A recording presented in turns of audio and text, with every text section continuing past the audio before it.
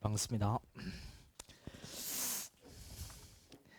인사 안 합니까, 인사? 오늘 첫 개강인데, 인사만 받고 말이야. 이제 시험이 정말 얼마 안 남았네요. 이제 알짜 하고 나면 6주잖아, 6주. 끝나고 나면 이제 동영 3주. 그리고 이제 심판례 정리하고 시험장 가는 거네요. 어, 지금부터는 여러분 그 이전에도 문제를 많이 풀었겠지만 문제를 많이 다뤄보세요. 문제를. 우리 지금 하는 문제하고 그리고 기출 문제 여러분 집 가지고 있을 겁니다. 이제 그 문제 지문들만 하시면 됩니다. 그 문제 지문들만 하시고 그리고 심판례는 우리 정리할 때 그 심판례를 정리도 하지만 문제를 풀어볼 수 있게끔 지문으로 만들어 가지고 여러분 드리거든요. 그리고 이제 그 문제 또 풀어보시면 심판례는 정리를 하실 겁니다. 제가 심판례를 정리할 때 1년만 가지고 하는 건 아니니까요. 그 최근 1년 심판례보다는 한 3년치 심판례가 출제 가능성이 훨씬 더 높으니까 한 3년 정도 심판례를 정리해서 그렇게 드릴 거니까요. 그 심판례는 거의 빠져나가지 않거든요. 지금까지 그랬고. 그리고 그렇게 잡으시면 되겠고요. 그리고 이제 수사 준칙이 좀 폭넓게 나옵니다. 수사 준칙이 요 근래 그렇잖아요. 그래서 이제 또 내년에 또 안 나올 수 있습니다. 물론 그건 뭐 예상은 우리가 뭐 어떻게든 해볼 수 있지만 한 두 번에 걸쳐서 우리가 이 앞에 21년도에 1차, 2차를 뭐 놓고 봤을 때 수사 준칙을 계속 물어보니까 우리 22년 1차 시험에도 수사 준칙은 나온다고 봐야 될 것 같아요. 그게 합리적인 생각인 것 같아요. 그래서 수사 준칙을 좀 더 폭넓게 여러분 잡고 있으면 거의 빠져나가는 것은 없을 듯 보여요. 예, 딱 거기까지만 하면 될 것 같아요. 그리고 이번에는 수사 준칙을 마지막에 우리 개정조문 심판례 할 때 개정조문 할 때 심판례를 3년치 이렇게 잡을 건데 수사 준칙도 좀 더 꼼꼼히 볼게요. 그 수사 준칙도 좀 꼼꼼히 보고 그때 수사 준칙에 관한 문제도 같이 만들어서 여러분에게 드릴게요. 훨씬 더 폭넓게. 그러면 이제 수사 준칙이 잡아내고 그리고 심판례 잡아내면 기존에 나왔던 것은 우리 기출된 내용들하고 지금 이 정도 내용이면 돼요. 이거 이상 더 보려고 하면 오히려 더 역효과 나니까 그렇게 하지는 마세요. 이전 판례 중에서 구석진 판례를 출제하고자 하면 잡아낼 수가 없습니다. 그러니까 뭐 전 직렬 통틀어서 한 번도 나오지 않은 그런 판례가 갑자기 뭐 내년 1차의 중요성을 발휘해가지고 출제가 된다면 그 출제자의 눈에 들어온 판례인데 그것을 잡아내기가 어렵습니다. 그렇게 해서 공부를 하면 밑도 끝도 없고 그렇게 할 수는 없어요. 그러니까 지금 여기서 우리 지문들, 이 지문들 한 개 한 개, 문제를 풀었다는 게 중요한 게 아니고요. 지문 한 개 한 개를 여러분 것으로 다 만드시고 문제를 좀 더 풀고자 하면 이 문제를 더 풀어보시고 기출 문제를 더 풀어보세요. 알겠죠? 딱 거기까지만 하고 수사 준칙 오히려 틈틈이 수사 준칙 한번 읽어보시고 수성법은 많이 보셨으니까요. 수사 준칙을 꼼꼼히 한번 읽어보시고 나중에 그것을 정리하고 문제 나눠주면 그때 한번 더 풀어보시고 심판례 최근 3년치는 여러분 지금 안 하셔도 됩니다. 그게 어떤 과목이든 제가 지금 강의하고 있는 두 과목 중에 최근 3개년 심판례 지금 안 하셔도 돼요. 마지막에 심판례 정리해 드릴 테니까요. 그 내용으로 정리하시면 충분하게끔 그렇게 드릴게요. 그렇게 해서 문제 풀어보고 딱 거기까지만 하시면 될 것 같습니다. 그럼 지금 수성법이든 뭐 별반 다른 과목도 다르지 않을 것 같은데 지금부터는 이전에도 그렇게 하셨지만 지금부터는 문제를 많이 풀어본다 이런 생각을 여러분 하시면 될 것 같아요. 그리고 틀린 지문들 이런 것들을 체크해서 오답 노트 만들어 가지고 계속 돌려보는 것도 아주 좋습니다. 틀린 지문을 또 틀리는 경우가 많으니까요. 맞춘 지문은 또 맞추거든요. 그러니까 오답 노트를 활용할 수 있으면 여러분 오답 노트를 만들어서 활용하는 것도 되게 좋을 것 같아요. 자, 그럼 바로 들어가죠. 우리가 풀어야 될 문제가 많아서 영상만에 있는 친구들도 뭐 딴짓하지 말고 열심히 듣자. 지금부터는 좀 더 집중해서 하고 그리고 여러분 다 지금 다 풀어 오셨잖아요. 혹시나 안 풀고 지금 앉아 있다면 지금 바로 가세요. 지금 바로 가셔서 여러분을 지금 아까운 시간이잖아요. 가셔도 돼요. 오늘은 가가지고 풀어보고 이걸 영상으로 들으세요. 안 풀고 앉아 있다면 그건 의미 없습니다. 안 풀고 앉아 있다면 지금은 여러분들이 무조건 먼저 풀어보셔야 됩니다. 먼저 풀어보시고 그리고 나서 제가 이 답만 내고 넘어가는 게 아니고 정리할 거 있으면 좀 정리하고 비교 정리할 거 있으면 하고 넘어갈 테니까 그런 것들만 간단하게 이름 체크해 보시고요. 오답 걸리는 위치들 다시 한번 쟁점들 다시 한번 정리해 보시고 그렇게 해서 넘어가시면 될 것 같아요. 그러니까 이런 문제 풀고 틀린 거 찾아봤을 때 이미 지는 다 빠져 있어야 되고요. 지금은 정말 가볍게 한 3시간 반 정도 정리한다는 생각으로 6주를 버티시기 바랍니다. 그러니까 힘은 뭐 언제 들어야 되냐면 여러분이 혼자 풀 때 그리고 틀린 거 찾아보셨을 때 그때 이미 힘은 다 들어야 되고요. 여러분 할 거는 다 돼 있어야 됩니다. 지금은 좀 쉬는 겸 가볍게 정리하는 용도로 그렇게 모든 과목들을 꼭 하셨으면 좋겠습니다. 그리 안 하면 의미 없습니다. 그리 안 하면. 자, 그럼 보죠. 1번. 검사하고 사법경찰관의 관계에 관한 설명 중 옳지 않은 것. 기억번 같은 경우에는 검사는 사법경찰관과 동일한 범죄 사실을 수사하게 된 때 이게 수사 준칙이거든요. 나중에 훨씬 더 폭넓게 문제 다룰 수 있게끔 해드려볼게요. 사법경찰관에게 사건 송치할 것을 요구할 수 있고, 그렇죠. 수사 경합이죠. 경합의 경우에는 검사가 이깁니다. 송치할 것을 요구할 수 있고, 그 요구를 받은 사법경찰관은 검사에게 사건을 송치하도록 되어 있고, 검사가 영장을 청구하기 전에 범죄 사실에 관하여 사법경찰이 영장을 신청을 한 경우에 검사에게 청구해달라고 신청을 먼저 했다면 해당 영장에 기된 범죄 사실을 계속 수사할 수 있다라고 되어 있다, 그죠? 네, 옳은 지문입니다. 그러니까 수사의 경합에 관한 이야기 이런 물어보니까 한번 딱 정리를 해주세요. 그런 연반 쭉 가가지고 사법경찰관이 범죄를 수사하여 범죄 혐의가 있다고 인정되는 경우에는 지체 없이 검사에게 사건을 송치하고 관계서류 점검물을 검사에게 송부해야 되고, 그 밖의 경우에는 그 이유를 명시한 서면과 함께 관계서류와 점검물을 지체 없이 검사에게 송부해야 한다. 후자의 경우 검사는 관계서류와 점검물을 사법경찰관에게 반환할 필요가 없다. 틀리죠. 90일 이내 반환합니다. 이 90일은 60일로 바꿔서 출제하기도 하니까요. 90일이라는 숫자 정확하게 기억하셔야 됩니다. 반환해야 됩니다. 이 내용을 가지고 이제 정리는 이렇게 좀 해두세요. 혐의가 있다라고 판단하면 송치를 하고 서류를 송부합니다. 혐의가 없다라고 판단하면 송치가 빠지고요. 서류만 송부해요. 서류만 송부해요. 그래서 서류를 검토해보고 또 어떻게 넘어갑니까? 재수사를 지휘할 수가 있죠. 재수사를 지시할 수도 있고요. 그 다음 또 하나 방법은 뭐 서류를 송부하는 겁니다. 검사의 불기소가 타당하다 판단하면 서류를 그대로 돌려주는 거죠. 뭔가 이상하면 재수사를 지휘하는 거고요. 그렇죠? 서류를 송부하는데 그게 90일이라는 겁니다. 반환은. 디귿번에 위 니언의 밑줄 친 경우에 사법경찰관이 사건을 검사에게 송치하지 아니한 것이 위법 또는 부당할 때 검사는 그 이유를 문서로 명시하여 사법경찰관에게 이거죠. 재수사를 요청할 수 있고, 검사가 재수사를 요청한 경우에 사법경찰관은 사건을 재수사해야 한다는 것 너무 중요합니다. 다음 리얼번. 검사는 사법경찰관리의 수사 과정에서 법령 위반, 인권침해 또는 현장 수사권 남용이 의심되는 사실에 신고가 있거나 그러한 사실을 인식하게 된 경우에는 즉시 사법경찰관에게 사건 송치할 것을 요구할 수 있고, 아닙니다. 여러분 여기서 바로 사건 송치가 나오면 안 돼요. 물론 여기도 사건 송치가 있죠, 그죠? 그러니까 여러분 헷갈립니다. 여기서 바로 사건 송치를 요구하는 게 아니고요. 사건 기록 등본의 송부를 요구합니다. 사건 기록 등본의 송부를 요구해요. 사건 기록 등본의 송부를 요구해서 검토하는 거죠. 그렇죠?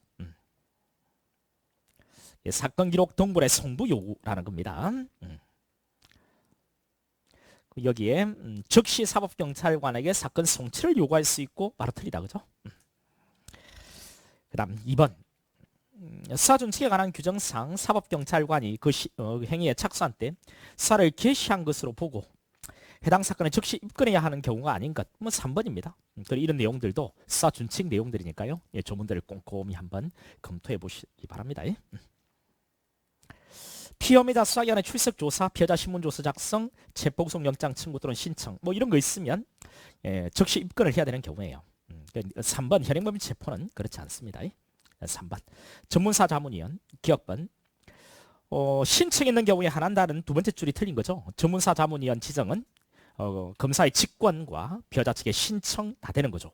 따라서 신청 있는 경우에 한한다. 틀리다는 것. 좀 가볍게 여러분 다 풀어보셨잖아요. 다시 한 번 더 정리해 보는 거죠. 그 다음 니언번. 전문사 자문위원이 설명이나 의견을 기재한 서면을 제출했을 때 피해자 측에게 서면 또는 구술에 의한 의견 유술 기회를 주어야 한다는 겁니다. 그 서면 또는 구술 이건 아직 출제 안 됐는데요. 혹시 모르니까 서면 또는 구술 다 된다는 겁니다. 서면과 구술로 의견 유술 기회를 주어야 한다는 것. 서면 또는 구술 둘 다 된다는 것. 이것을 한번 점검해 주세요. 아직까지는 이 부분은 출제가 안 됐는데요. 혹시나 모르니까 또 양을 조금 넓혀 놓죠. 줄 수 있다 이거는 많이 나왔던 겁니다. 주어야 한다죠. 일단 디귿번.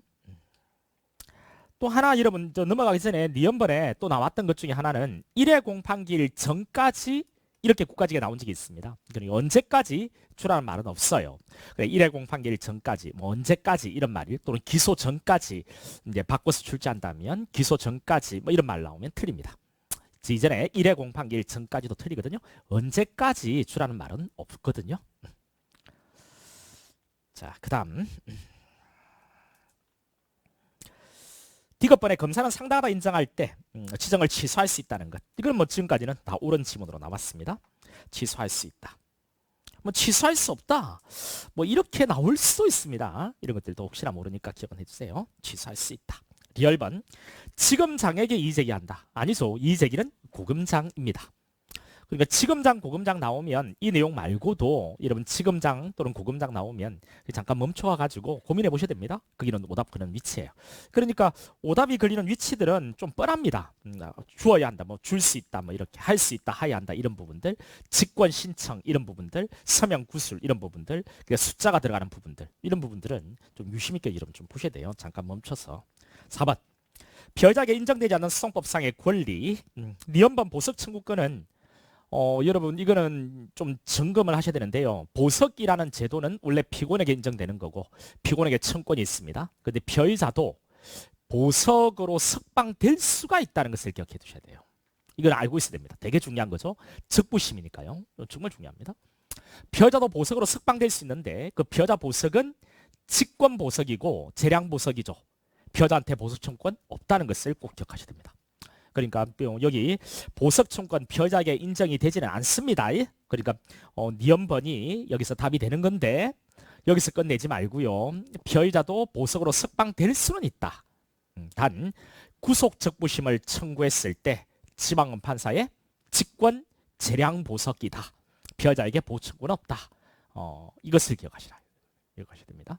이게 정말 중요한 겁니다.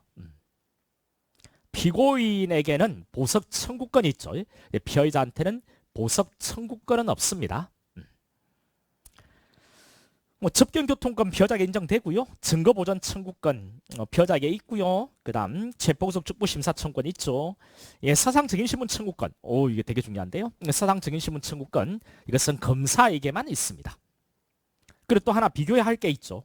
증거보전 청구권 있죠. 요거는 피해자를 위한 제도예요. 근데 검사에게도 청구권이 있다는 게 중요합니다. 원래 검사를 위한 제도는 아닌데 시험에서는 중요합니다. 그래서 D급번하고 미연번에 둘 다 청구권자에 검사가 들어간다는 것을 기억하셔야 돼요. 그런데 그 D급번 증거보전 청구권은 피해자, 피고인, 변호인, 피해자, 피고인, 변호인 이네들이 원래 주된 청구권자가 되는 거죠. 물론 검사에게도 청구권이 있는 거고요. 예, 사상증인신문 청구권 미연은 검사에게만 청구권이 있습니다. 자, 그다음 5번 피내사자. 우리 수사개시 전 단계를 내사라고 하는데요. 그 내사를 당하고 있는 자를 피내사자라고 부릅니다. 자, 1번에 되게 중요한 거죠. 이거는 접견교통권에서도 제일 중요한 겁니다. 어찌 보면 접견교통권 청구권자 있죠. 청구권자. 체포구속된 자, 감정유치된 자 당연히 청구권이 있는데 그러면 체포구속되기 전에 자는 접견교통권이 없는 거냐? 당연히 있죠. 꼭 체포구속되어야만 변호인 조력 받을 권리가 있는 건 아니죠. 체포구속된 자에게는 변호인 조력을 특별히 강조하는 의미라고 합니다. 우리 헌법에 누구든지 체포구속 당하면 즉시 변호인 조력 받을 권리가 있다. 변호인 조력에 접견교통권이 있는 거죠. 요거는 체포구속 되었을 때 접견교통권의 그 의미를 더 강조하는 뜻이고 체포구속 되지 않은 자도 변호인 조력, 즉 접견교통권 인정돼요. 따라서 임의동행 형식으로 연행된 피의자에게 접견교통권 인정되고요. 심지어 아직 수사가 개시되기 전 내사를 받고 있는 피내사자에게도 접견교통권 인정된다는 것 꼭 기억하셔야 됩니다. 그 다음 2번요. 수사 이전 단계를 내사 피의자의 권리를 피내사자에게 준용하는 명문의 규정을 두고 있다. 그렇지 않아요. 자, 피내사자에게 피의자의 권리를 준용하는 명문의 규정이 없습니다. 그래서 전에는 내사를 빙자해가지고 경찰이 수사를 많이 했었어요. 피의자의 권리를 피내사에게 준용하는 규정이 없습니다. 그 다음 3번에 진정에 의해서 이루어진 내사 사건에서 내사 종결 처분이요. 내사 종결 처분은 불기소 처분이 아니죠. 따라서 재정 신청, 검찰 항고 이거 안 됩니다. 기억하셔야 됩니다. 헌법 소원도 안 되죠. 헌법 소원도. 헌법소원은 그 기본권을 침해받은 자가 제기하는 겁니다. 기본권을 침해받은 자가. 그리고 보충성 요건이 있어요. 사전에 그칠 수 있는 권리구제 방법이 다 그치고도 기본권 구제가 안 될 때 그 최후의 수단입니다. 그 내사종결 처분이 떨어지면 내사종결 처분 떨어지면 거기에 그 진정인 있죠. 우리가 진정과 탄원을 하면 내사를 진행하는데, 그래서 만약에 내사를 종결했다, 혐의 없다고 이러면 진정인과 탄원인이 바로 헌법소원을 제기할 수 있는가? 아니에요. 사전에 그칠 수 있는 권리구제 방법을 그쳐야 됩니다. 그래서 자기가 고소권 있으면 고소를 하는 거고요. 제3자면 고발을 하는 겁니다. 그러면 수사가 진행될 거예요. 이제 내사가 아니고 수사가. 여기서 불기소 처분 떨어지면 여기에 대해서는 이제 검찰항고 재정신청으로 또 불복을 제기하는 겁니다. 그러니까 내사 종결에 대해서 진정인과 탄원인이 바로 헌법소원을 제기할 수는 없습니다. 기억을 하세요. 그 다음에 4번에 내사의 대상자는 단순한 용의자에 불과하여 원칙적으로 피해자가 가지는 권리를 주장할 수 없으므로 내사 단계에서의 조사 대상자에 대해서는 피해자의 경우와 달리 증거 보전을 청구할 수는 없는 거다. 그렇습니다. 이것도 중요한데요. 증거 보전 청구권은 피해자부터 갖습니다. 그 전 내사 단계에 있는 피내사자는 증거 보전 청구권이 없어요. 그 다음에 이제 내사 이쪽에서 물어볼 수 있는 것은 피내사자도 통신 제한 조치 대상이 된다는 것. 이거 하나 기억해 두시기 바라요. 피내사자도 통신 제한 조치의 대상이 된다는 것. 피내사자도 통신 제한 조치의 대상이 됩니다. 또 내사 이쪽으로 나온 게 하나 있죠. 여러분 시험에 검사의 기소를 통해서 피내사자가 피의자로 지위가 바뀐다 이렇게 나온 적이 있는데 틀리죠. 검사가 공소를 제기하면 피의자가 피고인으로 바뀝니다. 이제 피내사자가 피해자로 바뀌는 게 아니고 이런 것들도 이 내사라는 글자가 들어가 있으니까 한목의 정리를 한번 해보세요. 자, 6번 기억번 옳은 지문입니다. 사의 기본 개념이니까 설명할 필요는 없겠고요. 니은번 이것도 너무 쉽죠. 고소고발은 소추 조건이고 수사의 조건은 아닙니다. 그리고 범죄 수사의 조건도 아니고 그리고 소추 조건도 아니죠. 소추 조건, 수동 조건도 아닙니다. 뭔데요? 고소고발은 소추 조건이죠. 소추 조건. 수사의 조건 아닙니다. 범죄 성립 요건도 아니고 수사의 조건 아닙니다. 뭐라고요? 소추 조건. 미안해요. 소추 조건. 기소할 때, 그 다음에 법정에서 다툴 때 소송 조건이죠. 수사의 조건, 범죄 성립 요건은 아닙니다.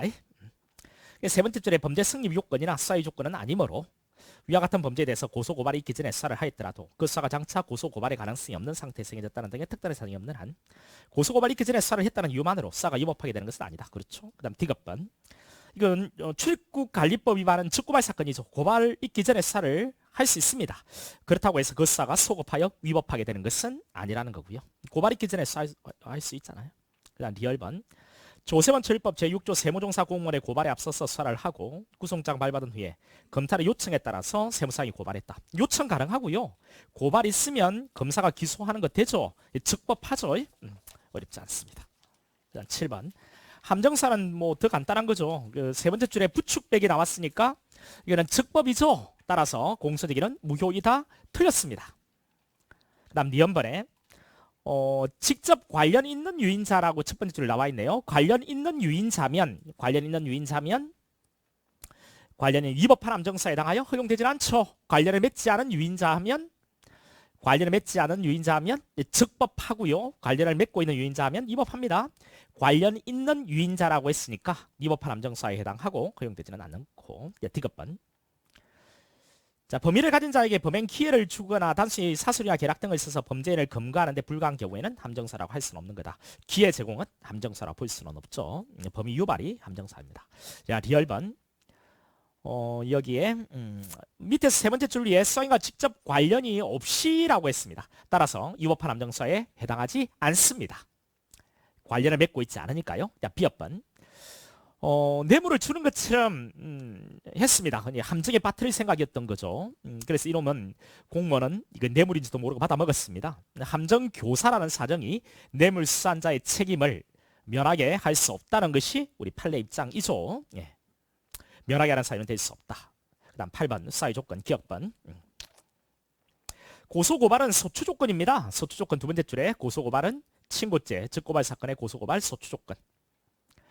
당해 범죄의 성립 요건이나 사유 조건은 아니죠. 여러분 이거 성립 요건이나 했더니 성립 요건이다라고 생각하시면 안 됩니다. 성립 요건도 아니고 사유 조건도 아니다. 뭐 이런 의미로 쓴 거예요. 실제 출제가 성립 요건도 아니고 사유 조건도 아니다. 그렇죠. 범죄 성립 요건은 구속의 해당성, 위법성, 책임이니까요. 범죄 성립 요건도 아니고 또 사유 조건도 아니죠. 소추 조건이죠. 위와 같은 범죄에 관하여 고소 고발이 있기 전에 수사를 한 경우에 장차 고소나 고발이 있을 가능성이 없는 상태에서 수사가 행해졌다면 위법하죠. 고소 고발의 가능성은 있어야 되죠. 가능성이 없는 상태에서 수사를 했다면 위법하죠. 위법하다 볼 수 없다. 틀리고요. 그 다음 니언반 우리 출입국 관리법 출입국 관리 사무소장 등에게 인계하지 않고 고발 없이 수사를 했다. 공소의 절차가 법률의 규정에 위배되어 무효인데 해당한다. 틀리죠. 고발 있기 전에 수사해도 됩니다. 즉고발 사건 고발 있기 전 수사 가능해요. D급번 여러분 그 맨 마지막에 종합하여 판단한다라는 말이 나옵니다. 이것은 어떤 것을 물어보든 간에 종합 판단이라는 선택지가 나오면 무조건 옳은 선택지예요. 종합 판단 아시겠죠? 함정사인지 아닌지는 종합적으로 판단하겠다. 옳은 겁니다. 리얼번 관련을 맺지 않은 상태라고 첫 번째 줄 나와 있죠. 그러니까 맨 마지막 2번 함정사에 해당하여 허용되지 않는다. 맺지 않았으니까 2번 함정사는 아니고요. 자, 미연반. 자, 인지하고도 바로 금가하지 않고 추가 범행 기회를 준 거죠. 따라서 2번 함정사 있었다고 보기는 어렵다. 기회 제공이니까요. 자, B번. 자, 함정사를 통한 기소는 공기판입니다. 무죄 판결 틀렸습니다. 공기판 공소의 절차가 법률의 규정에 위반하여 무효죠. 야, 10번. 이미 범행을 저지른 피고인을 금가하기 위해서 사기관이 정보를 이용하여 여러분 이미 범죄를 범했습니다. 금가하기 위해서 정보를 이용해서 끼워내는 것은 함정사 아니에요. 이거는 범위를 유발시켜서 범죄를 범하게 하고 이때 이놈을 금가하는 것이 이게 함정사죠. 이미 범죄를 범한 놈을 금가하기 위해서 끼워내는 것은 함정사가 아닌 거죠. 자, 9번. 불신검문 응답 거부를 이유로 동행을 요구할 수는 없습니다. 우리 동행을 요구할 수 있는 것은 불교죠. 불교, 분리, 그리고 교통방해입니다. 이게 응답을 거부했다는 이유로 동행할 것을 요구할 수는 없어요. 여러분 또 한 가지 분리, 교통, 소통의 장애 뭐 이때 질문을 위해서 동행을 요구할 수 있잖아요. 근데 앞에 분리나 교통, 소통의 장애 이것을 빼버리고 질문을 위해서 동행을 요구할 수 있다. 이렇게 주어지면 옳은 선택지로 하셔야 됩니다. 전에 국가직에 나왔던 것이니까. 분리, 교통, 소통의 장애, 그래서 질문을 위해서 동행 요구. 이렇게 주어지면 가장 완벽한 지문이죠. 조문 그대로 출제를 했으니까요. 그런데 그 앞에 그 당연에게 분리, 그다음 교통, 소통의 장애 이걸 빼버리고 불신검문의 수반에서 질문을 위해서 동행을 요구할 수 있다라고 했을 때 질문하기 위해서 동행 요구하는 건 맞으니까요. 이런 선택지는 옳은 선택지로 하셔야 됩니다. 그 불교가 없다라고 해가지고 틀렸다 이렇게 가시면 안 돼요. 자, 그 다음에요. 니언번에 여러분 그 동행을 요구할 때 신문을 표시하는 정표를 제시해야죠. 니언번 맞죠? 근데 여기서 이제 판례 하나 연결해서 여러분 꼭 알아야 되는 게 있죠. 이미 경찰관이라는 것을 알고 있다는 겁니다. 불신검문 하라는 것이 범죄에 관한 것임을 알고 있다는 거죠. 이런 경우에는 신분증을 제시하지 않고 불신검문 해도 적법하다. 이 판례 되게 중요한 거죠. 뒤에 나옵니다.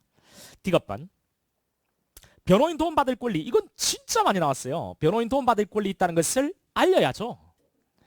알려줄 필요 없다. 틀리고요. 리얼번 6시간을 초과하여 머물게 할 수 없다. 그래서 6시간까지 구금하는 것이 허용되는 거냐? 안 됩니다. 6시간 초과에 머물게 못한다는 것은 6시간까지는 머물게 하는 게 가능하다는 거죠. 이것이 구금을 의미하는 것은 아닙니다. 됐고 이 6시간을 3시간 이렇게 바꿔 출제한 적도 있으니까 그 시간도 6시간 이것도 기억을 좀 하시기 바래요. 자, 미연반 흉기 여부도 조사할 수 있다. 그렇습니다. 이것도 여러분 정리를 좀 하셔야 돼요.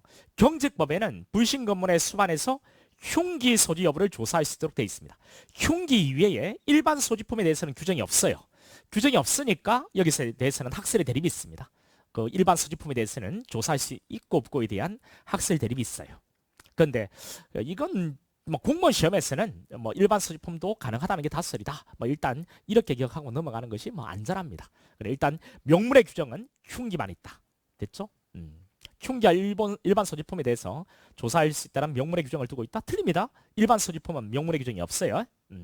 그러다 보니까 일반 소지품에 대해서는 학설의 대립이 있다라는 겁니다. 다수는 일반 소지품도 조사할 수 있다라고 해요.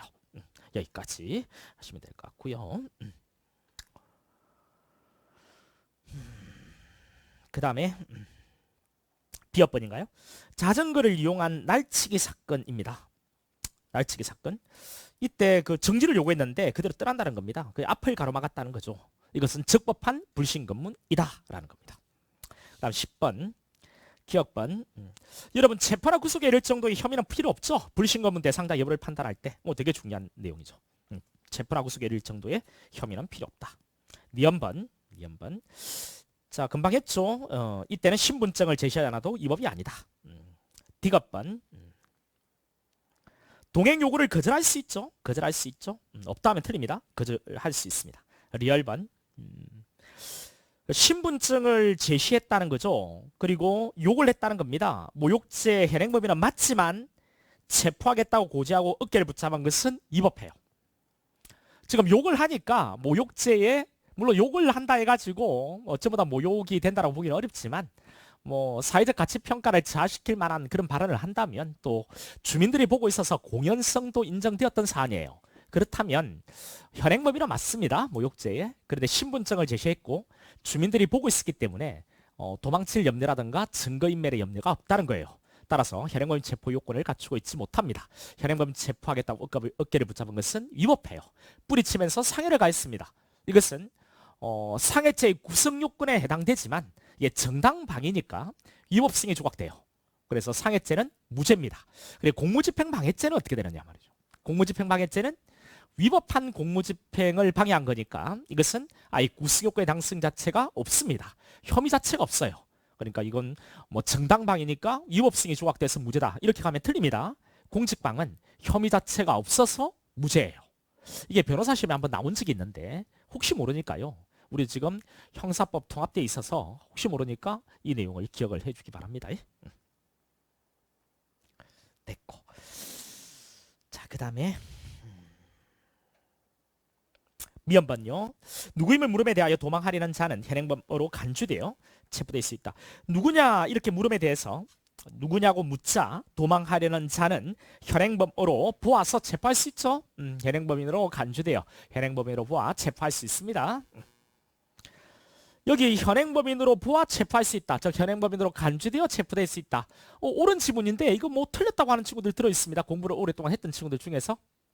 공부를 오랫동안 하다 보니까요. 그냥 강의를 안 듣는 거예요. 그러다 보니까 이게 가장 기본적인 개념들을 좀 소홀히 하는 이런 경우가 있더라고요. 공부를 오랫동안 했던 사람들이 오히려 틀리더라고요. 현행범으로 간주. 지금은 법 조문이 바뀌어서 현행범인으로 보아 체포할 수 있다. 현행범인으로 보는 사람. 현행범인으로 간주되는 사람. 같은 의미예요. 이게 뭔데요? 준현행범인이죠. 그렇죠? 그러니까 준현행범인으로 체포할 수 있다. 이 말이니까 옳은 겁니다. 그러니까 현행범인만 눈에 들어오고 보아 또는 간주라는 말이 눈에 안 들어오면 안 돼요. 현행범인으로 간주, 현행범인으로 보는 사람이 준현행범인이잖아요. 그러니까 여기 만약에 현행범인으로 간주되어라는 말이 빠지고 현행범인으로 체포할 수 있다라고 하면 틀리겠죠. 자, B번. 자, 경직법은 불신검문에 관하여 질문 시 흉기 소지 조사 및 소지품 검사에 대해서 명문으로 규정하고 있다. 그렇지 않습니다. 흉기만 명문의 규정이 있고요. 일반 소지품은 명문의 규정이 없습니다. C번. 이미 행해진 범죄나 행해지려고 하는 범죄에 대해서 그 사실을 안다고 인정되는 사람을 정식에 질문할 수 있다. 예, 옳은 거예요. 여러분, 이게 이제 아직까지는 이 부분을 잘 물어보지 않는데 이게 학자들은 논의를 하는 부분이에요. 불신검문 대상자가 한 번쯤 나온다면 뭐 이게 나올 수 있습니다. 불신검문 대상자를 꼼꼼히 여러분 보시면요. 어떤 죄를 범했거나 또는 범하려 하고 있다고 의심할 만한 상당한 이유가 있는 자, 이미 행해진 범죄나 행해지려고 하는 범죄에 대해서 그 사실을 안다고 인정되는 자, 이게 불신검문 대상자예요. 여기서 어떤 죄를 범하려 하고 있다고 의심할 만한 상당한 이유가 있는 자, 행해지려고 하는 범죄에 대해서 그 사실을 안다고 인정되는 자. 근데 딱 절반만 이야기했거든요. 이내를 정식에 질문 던진다면 불신검문이 행정경찰 자격이 맞아요. 그러니까 지구대에서 하는 사전범죄 예방 활동이 맞다고요. 그런데 그 앞에 불신 검문 대상자의 나머지 절반이 어떻게 되냐면 어떤 죄를 범했다고 의심할 만한 상당한 이유가 있는 자, 이미 행해진 범죄에 대해서 그 사실을 알고 있다고 인정되는 자, 이렇게 돼 있습니다. 이래도 불신 검문 대상자로 돼 있거든요. 어떤 죄를 범했다고 의심받고 있는 자가 피해자잖아요. 이미 행해진 범죄에 대해서 그 사실을 알고 있다고 인정되는 자, 참고인이잖아요. 그러니까 피해자 신문 참고 조사가 가능하다는 거예요. 그럼 수사 아닙니까? 그래서 불신 검문은 수사의 성질도 병유하고 있다는 병유설이 있습니다. 그 병유설을 주장하는 부분이 바로 이 불신 검문 대상자의 어떤 죄를 범했다고 의심할 만한 상당한 이유가 있는 자, 이미 행해진 범죄에 대해서 그 사실을 안다고 인정되는 자, 이 부분이 들어가 있기 때문에 그렇습니다. 그러니까 이런 전반적인 내용들을 같이 기억을 한번 해보세요. 그래서 이제 병유설도 있다는 것, 그러니까 행정경찰 작용 맞지만 수사의 성질도 갖고 있다, 이렇게 주장하는 근거가 되는 것이 바로 그 불신검문 대상자 때문에 그렇습니다. 그래서 불신검문 대상자는 시험에 물어보니까요, 불신검문 대상자를 암기하기도 더 방금 이렇게 이해하고 있으면 더 쉽겠고요. 그리고 또 혹시나 이런 지문이 나왔을 때 여러분 이거는 이해가 되어 있지 않으면 문제 맞추기 어렵습니다. 그래 한번 기억을 해보세요. 됐습니다. 그다음 11번 채권자인 갑과 그의 아내 을은 빚을 갚지 못하고 있는 채무자 A를 찾아가 함께 많은 사람들이 보는 자리에서 심한 욕설을 했다. 그나마 어려운 문제예요. 이 정도는 옳은 것과 옳지 않은 것, 이 정도를 해결할 수 있으면 돼요. A가 간만 모욕죄로 고소를 했을 때 을에게도 고소력이 미친다. 이게 뭔데요? 주관적 불가분. 그렇죠. 모욕은 절대적 친고죄죠. 그래서 한 놈을 고소했으니까 공범 전체에 대한 고소력이 미치는 것 어렵지 않죠. 주관적 불가분 물어본 겁니다. 미연번에 위 현장에 있던 A의 아들 사건을 목격하였고 당시 상황을 이해하고 답변할 수 있다 하더라도 B는 16세 미만의 선서무능력자이므로 그의 증언은 증거를 할 수 없다. 이거는 뭐 참고를 해두세요. 자, 선서무능력자라 하더라도 증언 능력이 있으면 그 증언은 증거를 할 수가 있습니다. 그 16세가 나온 이유는 16세 미만의 자가 선서무능력자거든요. 그래도 자기가 본 것을 증언할 수 있는 능력이 있다면 그 증언은 증거를 할 수가 있습니다. 없다. 틀리고요. 디귿번 검사가 갑과 을을 모욕죄로 공수제기한 이후라도 A가 1심 법원에 고소장을 제출하여 고소가 추한된 경우에 1심 법원은 공기판이 아니라 공기판 때려야 됩니다. 고소의 추한을 우리 판례는 인정 안 합니다. 그래, 친고죄라면 반드시 고소가 있고 기소를 해야 돼요. 고소 없이 기소해놓고 나중에 고소를 추가하는 것은 인정 안 합니다. 고소의 추한을 불인정해요. 따라서 공기판입니다. 리얼번에 경찰청 인터넷 홈페이지 철저히 조사해달라는 민원을 접수한 것은 고소가 아니에요. 꼭 기억하시고요. 그 다음 12번 형소법상 고소권자 아닌 자, 거기에 기억번 여러분 재산상 손해자, 재산상 손해를 입었는데 당연히 고소권이 있어야죠. 그 다음 피해자의 법정 대리인이 피해자인 경우에 피해자의 친족 고소권이 있고요. 그 다음 절도 채권자 고소권 없습니다. 간접 피해자니까요. 채권자는 고소권이 없습니다. 그 다음 리얼번 사자의 친동생, 우리 사자명예훼손의 경우에는 친족 또는 자손, 친족 또는 자손이니까 고소권이 있죠. 친동생은. 살인죄 피살자의 처, 피해자가 사망했을 때 배우자 직계친족 형제자매가 고소권을 갖습니다. 처는 배우자니까요. 고소권이 있고요. 처가 강간당한 경우에는 그 남편, 처가 강간을 당했을 때 그 남편은 뭔데요? 이건 간접 피해자입니다. 우리 피해자는 직접 피해자만 고소권이 있어요. 남편은 간접 피해자니까 고소권이 없어요. 15번 고소권자가 없는 경우에 검사, 검사는 친고죄에 대해서 고소할자가 없을 때 이해관계인의 신청이 있으면 검사는 고소할자를 지정을 하는 자이지 검사가 고소권자가 되는 것은 아닙니다. 검사는 고소할자를 지정하는 사람이라고요. 지정도 며칠 해야 된다고요? 10일 기억하셔야 됩니다. 10일. 이거 7로 바꿔 출제한 적이 있는데 검사가 고소할자를 지정하는데 지정은 10일이라는 것. 10일. 자, 13번. 1번에 상대적 친고죄의 경우에 공범 중 신분관계 있는 자에 대한 고소 기간은 그 자를 안 때로부터 진행한다. 상대적 친고죄요. 상대적 친고죄 재산제조, 강도 손괴 이런 것을 제외한 재산 범죄가 우리 상대적 친고죄인데 상대적 친고죄는 신분관계 있는 자만 친고죄입니다. 신분관계 있는 범인을 알아야 되는 거예요. 이번에 피해자의 법정 대리는 피해자가 본인의 고소권이 소멸하더라도 고소권 행사할 수 있다. 법정 대리인의 고소권은 고유권이기 때문에 피해자의 고소권이 소멸해도 고소권을 행사할 수가 있습니다. 3번 민법상의 행위 능력이 없으면 고소 능력은 인정되지 않는다라고 했는데요. 민법상 행위 능력과 고소 능력은 다릅니다. 민법상 행위 능력이 없어도 고소의 의미를 이해할 수 있는 사실상 의사 능력이 있으면 행위자를 고소할 수가 있습니다. 4번에 반의사불벌죄의 공범 사이에는 주관적 불가분이 적용되지 않아요. 이 일에 대한 처벌을 희망하지 않는다는 의사표시는 다른 공범에 대해서 효력이 없습니다. 14번. 자, 1번에 고소능력이 없었다가 그 후에 고소능력이 생겼다는 겁니다. 그러면 고소능력이 생긴 때부터 고소기간은 진행해요. 범인을 안 날이 아니고 고소능력이 생긴 때로부터. 그 다음 2번에 우리 처벌 불응의 의사표시는 피해자의 진실한 의사가 명백하고 믿을 만한 방법으로 표현되어야 된다는 거죠. 옳은 거고. 이제 3번. 1심이 공기판을 때렸는데 2심에서는 파기하고 이것을 다시 1심으로 환송을 했습니다. 1심 판결 선고 전에 친고죄의 고소 취소가 가능하고요. 이때 법원은 공소유예 판결을 해야 한다. 그렇습니다. 1심 판결을 파기하고 다시 1심으로 환송을 하면 1심 판결 선고는 없는 상태로 돌아왔으니까 친고죄의 고소 취소가 가능하고 법원은 공소기각 판결로 종결합니다. 4번.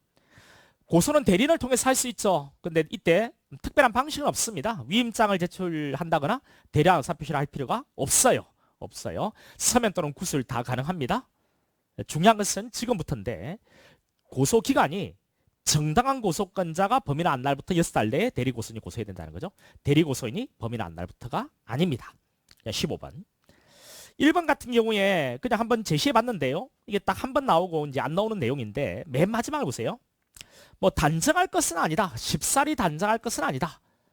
이런 거 나오면 옳다라고 하세요. 그냥 이 선택지가 되게 길고 쭉 읽어가면 뭐 도급이 일어났던 사안입니다. 그 임금 체불은 범죄입니다. 범죄고 이거는 반의사불벌죄예요. 처벌 불응의 의사표시가 있으면 처벌 못합니다. 그런데 몇 차에 걸쳐서 도급이 이루어졌습니다. 그러면 바로 내한테 일을 맡긴 그놈도 반의사불벌죄고요. 그 위에 직상수급인도 같이 연대 책임을 집니다. 그래, 이게 전부 다 반의사불벌죄입니다. 그래, 한 놈을 처벌하지 말라라고 하면 꼭 그놈만 처벌하지 말라는 의사표시가 있다라고 우리가 볼 거냐? 아니라는 거죠. 그럴 수도 있지만 쉽사리 단정해서는 안 되고요. 한 놈을 임금체불에 대해서 처벌하지 말라는 의사표시를 했을 때 내한테 연대 책임을 지고 있는 모든 자들을 처벌하지 말라는 의사표시가 있다라고 충분히 볼 수도 있거든요.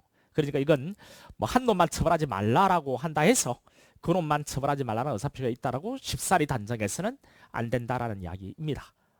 따져보라는 거죠. 그러니까 모두 다 처벌을 원치 않는 의사표시가 있는 점이 따져볼 필요가 있다라는 이야기인데 그냥 여러분 앞으로 종합적 고려 판단하면 옳은 선택지고요. 쉽사리 단정해서는 안 된다. 앞에 어떤 말이 있든 간에 옳은 선택지로 가세요. 우리 형사 절차에서 쉽사리 단정해서 되는 게 뭐가 있겠어요? 그런 게 뭐가 있겠어요? 조금만 융통성을 발휘하면 지문이 나와도 공략하는 방법은 다양하게 있을 수 있으니까. 자, 2번. 반의사불벌죄에 있어서 처벌을 희망하지 않는다는 의사표시나 처벌을 희망하지 않는 의사표시의 철회에 관하여 233조에 불가분의 원칙이 적용되지는 않는다라고 했습니다. 우리 주관적 불가분 233조요. 반의사불벌죄의 경우에는 적용되지 않습니다. 3번에 여러분 우리 그 고소 취소나 그다음 반의사불벌죄의 처벌 불응의 의사표시는 우리 기소 전에는 사유안에 하는 거죠. 기소 이후에는 법원에 하는 겁니다. 그리 어렵지 않죠. 그다음 4번에 1심 법원이 반의사불벌죄로 기소된 피고인에 대해서 소촉법이요. 요거는 여러분 좀 어렵습니다. 여러분들이 수동법을 통으로 다 공부하셨으면 오히려 쉬운데 그렇지 않으면 제가 강의 시간에 한두 번 언급한 것밖에 없기 때문에 좀 어려울 수 있어요. 요게 근데 알고는 있어야 됩니다, 여러분. 이거는 알고는 있어야 돼요. 근데 이렇게 시험 범위를 조절했으니까 상당히 좀 난감하긴 해요. 어떤 게 있냐면 여러분이 재판 받을 때 출석을 안 하잖아요. 출석을 안 하면 여러분 만약에 도망쳐버리면 그때는 소환장 송달을 공송달 방법으로 해요. 공송달은 법원 게시판에다가 너 재판 받으러 나오라고 이렇게 출석의 업무를 부과하는 게 소환이거든요. 그 소환은 소환장을 보내요. 근데 도망쳐버렸으니까 소환이 불가능한 거죠. 이런 경우에는 재판은 진행해야 되잖아요. 법원 게시판에다가 붙여놔요. 소환장을 송달한다는 취지를. 그래, 2주일 지나면 소환장이 송달된 거로 봐요. 그럼 이제 재판은 날을 잡아요. 근데 딱 열었는데 피고인이 안 왔어요. 그러면 그 기일은 그냥 여기서 멈춰야 돼요. 재판 진행하면 안 돼요. 그래갖고 다시 또 법원 게시판에 또 붙여요. 소환장을 송달한다 취지를. 그냥 이거는 들어두세요. 이건 암기할 필요 없어요. 붙여두고 이제는 5일만 지나면 소환장이 송달된 것으로 봐요. 또 재판한 날을 잡아요. 이제 또 법정 열었는데 피고인이 안 와요. 그러면 그냥 바로 재판 진행해 버립니다. 그러니까 이렇게 소환장을 공송달 방법으로 했을 때 2회 이상 불출석하면 그 두 번째 불출석한 그 날부터는 재판을 진행하거든요. 그리고 만약에 유죄가 선고되고 확정이 됐습니다. 이때 자 지금 이 소환장 송달이 만약에 법을 위반한 부분이 있을 때 피고인 측이 다툴 수 있는 방법이 없는가라는 건데요. 방법이 있습니다. 어떤 방법이 있냐면 두 가지가 있는데요. 상소권 회복 청구를 하면서 상소를 제기해서 2심으로 올라가는 방법과 재심을 청구하는 방법이 있습니다. 유죄가 확정됐을 때. 근데 재심을 청구하게 되면 재심은 유죄가 확정된 그 신급부터 진행을 해요. 1심에서 지금 유죄가 확정됐기 때문에 재심으로 가면 1심부터 재판을 진행하는 거고 만약에 7일 지나면 확정돼요. 상소권 소멸해요. 근데 7일 이미 지나고 확정됐죠. 이런 경우에 피고인은 상소권 회복 청구를 하면서 상소를 제기할 수 있습니다. 이런 경우에는 이 사건이 2심으로 올라가는 거예요. 그러니까 이런 경우에 불복할 수 있는 방법은 구제받을 수 있는 방법은 2심으로 사건을 올리는 것과 재심을 하는 방법이 있습니다. 그리고 1심 재판을 다시 받는 방법 이게 재심이고요. 상소권 회복 청구를 하면서 상소를 제기하는 것은 2심 재판을 받는 방법이에요. 여기까지 안다는 전제 하에서 이제 들어갑니다. 만약에 상소권 회복 청구를 하면서 상소를 제기했다면 이때는 이게 반하사 불벌죄일 때 처벌불허의 의사표시를 못합니다. 근데 만약에 재심으로 가면 재심은 1심부터 다시 진행한다 했죠. 1심 판결 선고 전까지는 반하사 불벌죄 처벌불허의 의사표시를 할 수 있거든요. 따라서 불체로 의사표시가 가능합니다. 이런 차이가 있습니다. 이런 전반적인 이해를 좀 해두세요. 그러니까 방금 이런 소송 촉진 특례법, 소촉 특례법 이런 말이 나오면 그리고 이게 고소 파트에서 이 내용이 나오면 재심 이렇게 딱 글자가 나오면 자 이게 고소 취소 또는 불체불 의사표시 가능 이렇게 가고요. 항소권 회복 청구하면서 항소 이런 말이 나오면 그때는 불체불 의사표시를 못합니다. 자, 볼게요.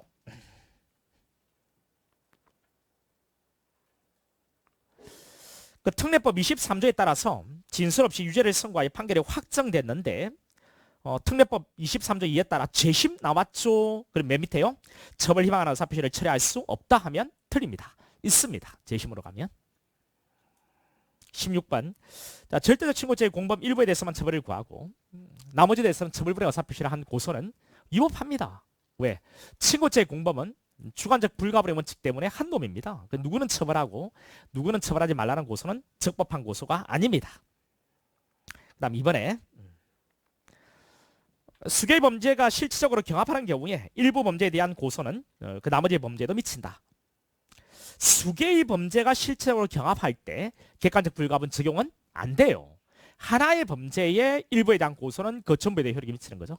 수개의 범죄는 객관적 불가분이 적용되지 않습니다. 2번 틀리죠. 3번. 상대적 친고죄의 공범 중 신분관계 있는 자에 대한 고소 취소 효력은 비신분자. 자, 신분관계 있는 자 또는 신분관계 없는 자 이렇게 시작하면 맨 뒤에 수로는 미치지 않는다, 효력이 없다 이렇게 가시면 돼요. 모두 신분관계가 다 있다 이런 말이 주어지면 맨 마지막에 수로는 미친다, 효력이 있다 이렇게 가야 되겠죠. 여기는 신분관계에 있는 자 이렇게 시작했기 때문에 맨 뒤에는 미치지 않는다, 효력이 없다 이렇게 가야 돼요. 미치지 않는다. 그러니까 옳은 거죠. 자, 4번. 고소불가분의 원칙은 친고죄의 고소에 대해서만 적용되는 것으로 즉시고발 사건에는 적용되지 않는다. 친고죄의 고소에 대해서만 적용되고 즉시고발 사건에는 적용되는 것 아니다. 여러분 여기서 고소불가분이라고 했죠. 고소불가분.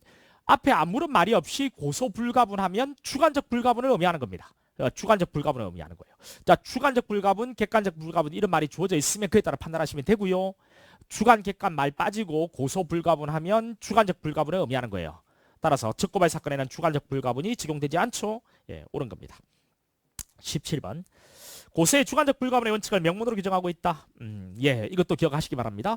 주관적 불가분은 명문에 규정이 있어요. 근데 객관적 불가분은 명문에 규정이 없습니다. 이거는 이론상 인정되는 거예요. 자, 객관적 불가분 이것은 이론상 인정된다. 이런 거 정리하기 위해서는 여러분 와 있는 겁니다. 이미 문제에 대한 답 다 나와 있고 뭘 물어봤는지는 여러분 노력해가지고 다 돼 있고요. 방금 이런 거 한 번 더 정리하고 관련 논점들 정리하기 위해서 와 있는 겁니다. 한 번 더 머릿속에 남기기 위해서, 정리하기 위해서. 그런 것을 잘 들으셔야 돼요. 그러니까.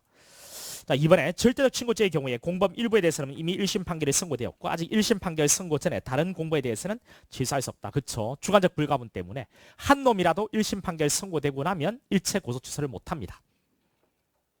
자, 3번에 과영상 일죄 일부만이 친고죄인 경우에 비친고죄에 대한 고소 효력은 친고죄에 대해서 미치지 않는다. 과영상 일죄 일부만이 친고죄다. 우리 과영상 일죄 같은 경우에는 자, 피해자 갖고 모두 친고죄일 때만 객관적 불가분이 적용됩니다. 피해자 갖고 모두 친고죄일 때만. 일부는 친고죄, 일부는 비친고죄라면 객관적 불가분 안 되고요. 피해자가 달라도 객관적 불가분 안 됩니다. 여기에 일부만이 친고죄다. 객관적 불가분 안 됩니다. 안 됩니다. 미치지 않는다. 그렇죠? 이제 4번에 경합범. 이제 경합범은 객관적 불가분 적용 안 됩니다. 따라서 자, 미친다 틀렸네요. 미치지 않습니다. 경합범. 뭐 실체적 경합범 앞에 실체적 이런 말이 생략되고 그냥 경합범 하면 실체적 경합범이라 생각하고 이런 문제를 푸시면 돼요. 그 다음 18번에 다음 사례에 대한 설명 중 옳은 것은 동생을과 공모했다는 겁니다. 그래 모두 다 신분관계가 다 있죠. 예, 주관적 불가분이 뭐 적용되겠죠. 그래서 갑에 대한 고소는 공동정범인 을에게도 효력이 있다. 1번이 답이네요. 왜? 갑과 을은 형제니까요. 자, 2번, 3번, 4번 다 틀립니다. 혹 친구들은요, 이거 4번을 물어봅니다. 을에게도 고소효력이 미치지만 친족 상도례가 적용되어 형이 맺는다. 이것도 답이지 않냐? 그렇지 않죠, 여러분. 친족 상도례가 적용되어 형이 맺는다. 아닙니다. 요거는 328조 형법이요. 1항 이외의 친족이죠. 1항 이외의 친족이니까 고소가 있으면 기소해서 처벌해요. 친고죄가 되는 겁니다. 우리 328조 1항의 친족일 때 뭔데 직계일족 배우자 동거친족 동거가족 그 배우자 간의 재산을 관한 범죄죠. 요거는 형을 면제합니다. 근데 그게 해당되지 않잖아요. 지금은 328조 2항의 친족이니까 고소가 있으면 기소해서 처벌합니다. 그러니까 4번이 답이 될 수 없어요. 19번 고소 등에 대한 내용으로 옳지 않은 것은 기억번 쭉 가서 이 구술 고소에 관한 이야기죠. 그렇죠? 이거 정리하셔야 됩니다. 우리 고소는 서명과 구술 다 됩니다. 서명 구술 다 돼요. 이 구술 고소의 경우에는 조서를 작성하도록 되어 있는데 이 조서는 독립된 조서일 필요가 없다라는 겁니다. 됐죠? 피해자로서 신문할 때 그 피해자 진술 조서에 처벌을 구하는 의사표시가 기재되면 적법하다. 니언번 범인을 알게 된 날, 여러분 범인을 알게 된 날은요. 범인을 알게 된 날은 범인만 알아서는 되는 게 아니에요. 뭐도 알아야 돼요? 범인과 범죄를 모두 알아야 됩니다. 범인과 범죄를 모두 알아야 돼요. 범인과 범죄를. 여기서 범인을 안다는 것 정리할게요. 범인을 안다는 것은 뭐 성명까지 주소 직업까지 알 필요는 없습니다. 그리고 여기 범인 안다는 것은 또 공범이 있을 때 공범 중 일부만 알아도 돼요. 됐죠? 근데 상대적 친고죄면 누굴 알아야 돼요? 신분관계에 있는 범인을 알아야 한다는 것.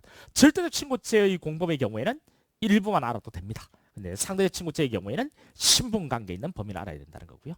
이 정도 여러분 범인을 안다는 것을 정리해 두시면 되고요. 또 범인과 범죄를 알아야 되죠. 그 범죄를 안다는 것은 판례가 2개 있습니다. 이게 친고죄라는 친고죄에 해당하는 범죄 피해가 있다는 사실관계에 관한 확정적 인식이 있어야 된다는 거죠. 확정적 인식. 이것을 미필적 인식 이렇게 가면 틀려요. 확정적 인식이 있어야 한다는 것. 이거 한 개. 그다음 또 하나는 포괄일죄의 경우에 최종의 범행이 종료했을 때 이것이 범죄를 알게 된다는 것의 의미이다. 그래서 이제 마지막이요. 포괄일죄의 중간의 범인을 알아도 그때부터 고소기간 진행되는 게 아니고 최종의 범행이 종료했을 때 그때부터 고소기간 6달이 진행한다는 것까지 여러분 정리가 되어 있으면 됩니다. 됐죠?